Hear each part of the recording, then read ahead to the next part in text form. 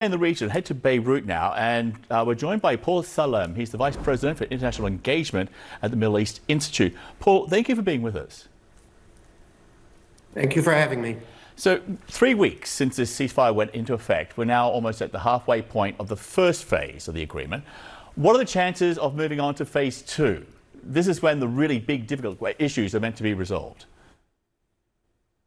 Well, certainly that will be a much more challenging phase because of the provision that the Israelis have to withdraw from Gaza as part of that phase, which is something they're not really willing to do. But obviously what's interesting about all this is how the Trump administration and President Trump has become a major player in this issue. The ceasefire itself would probably not have been signed had not Trump won the election and was about to move into the White House 3 weeks ago. A few days ago, he announced his surprising Gaza initiative or Gaza plan, and he has also said that he will make a major announcement on the West Bank soon. So how President Trump's planning for the Israel-Palestine and the Israeli-Arab situation pans out, I think will have a lot to do with how the Israeli government has to face challenges in the coming days and might also affect Hamas for sure.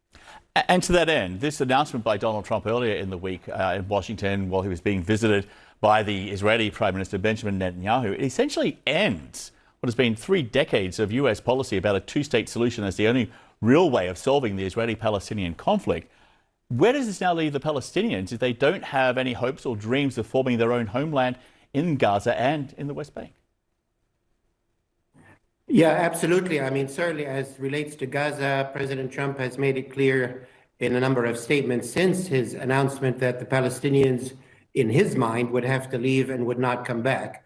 And that certainly ends, in his mind, the possibility of a part of a two-state solution existing in Gaza. Of course, we don't know what he has planned or what he has to announce on the West Bank. 5 years ago, in 2020, he announced what he called the deal of the century, which gave Israel annexation of much of the West Bank, but gave Palestine or Palestinians a bunch of what you might call Bantustans or pseudo states in the West Bank. What's interesting about the Gaza announcement, other than what everybody's focusing on, is 2 other things. One is that Prime Minister Netanyahu went to Washington to get a green light from Donald Trump to attack Iran. Basically, Donald Trump said no, and that remains Netanyahu's main strategic concern, and President Trump did not give him that.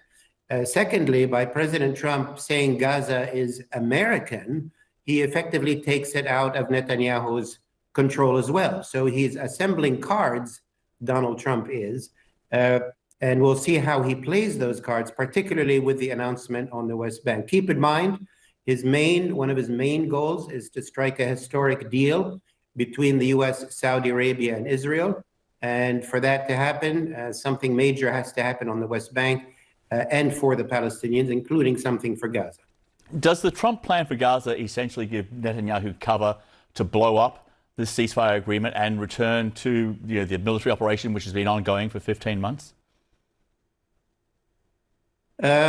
Well, he could. I mean, I don't think that it itself gives him cover, because I think what Donald Trump has said is that, Gaza is mine. I will call the shots on Gaza. It is a completely different dynamic between Trump and Netanyahu from what existed between Biden and Netanyahu. Between the previous president and Netanyahu was calling every shot, making every decision, and Biden was trailing along. In this case, Trump, just by surprise, took a whole element of the conflict off the table and took it to himself. And Netanyahu certainly knows that he cannot push Trump around the way he did with Biden. So I'm not sure what freedom this gives Netanyahu, other than a freedom that Trump might give him at a later date. Paul Salem, thank you so much for being with us. So we really appreciate your insights. Thank you.